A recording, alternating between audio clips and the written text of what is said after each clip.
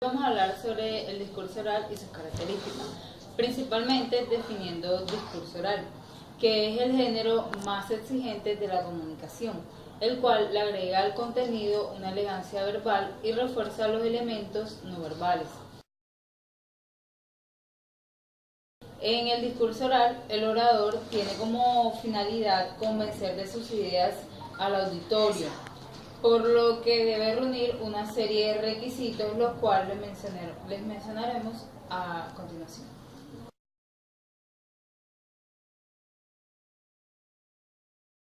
Entre esas encontramos las características vocales. Estas características deben manejarse bien y desarrollar una buena cualidad convencional en el momento de hablar. Entre ellas encontramos la voz y la articulación.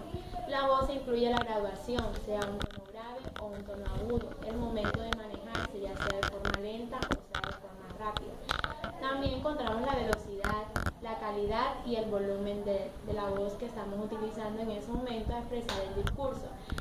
Aunque la calidad de voz es difícil de cambiar, debemos utilizar la voz de manera eficaz.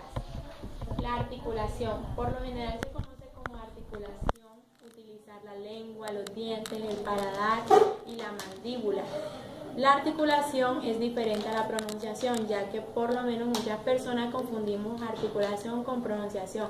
Pronunciación puede definirse como la forma y el acento de las distintas sílabas de una palabra. Si no se está seguro de pronunciar, es debido consultar a diccionarios para que nos digan la forma en que debemos pronunciar las palabras. Muchos sufren problemas de articulación, por ejemplo, encontramos personas que dicen dijiste cuando se debe decir dijiste.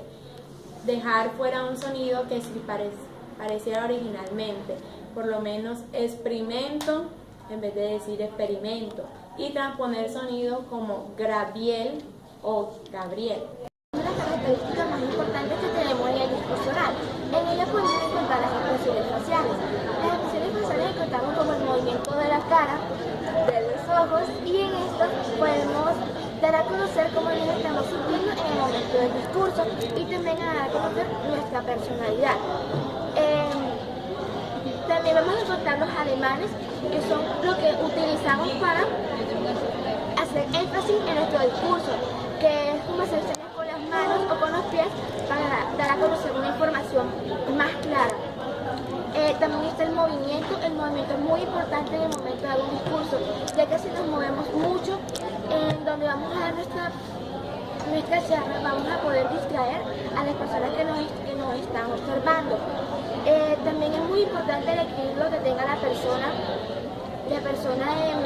en el momento de dar su discurso, ya que esto va a demostrar más seguridad al momento de dar la charla. Y también la postura, si el orador tiene una postura que es muy recta y muy estable, va a dar más confianza de la información que está dando a las personas, que es el público que lo está escuchando. Pero si tiene una postura que es muy erguida y poco profesional, no va a dar la confianza que éste requiere.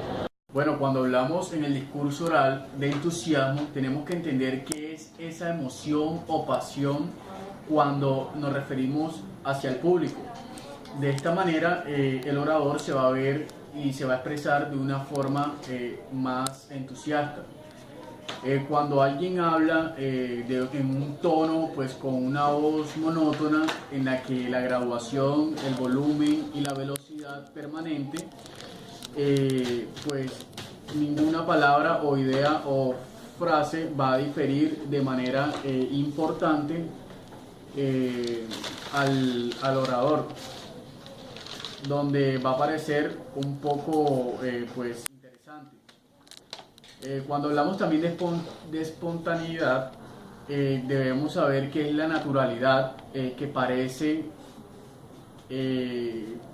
la naturalidad de decir las cosas y de que no está pues previamente ensayada ni memorizada. Es la cualidad de un discurso que flota fácilmente sin vacilaciones o interferencias vocales.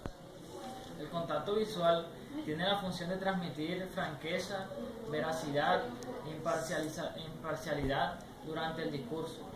Este puede lograrse en un contacto visual eficaz, observando a distintos Grupo de personas en todas las sesiones del auditorio a lo largo de la ponencia. Para esto se puede establecer en el contacto visual, tiene que ser eficaz y dividirse mediante un público en general. Las notas de apoyo son resúmenes de una palabra o frase en el discurso que contienen información que son difíciles para recordar, como son las cifras y las estadísticas. Las anotaciones están compuestas por unas palabras o frases claves que nos ayudan a accionar nuestra memoria.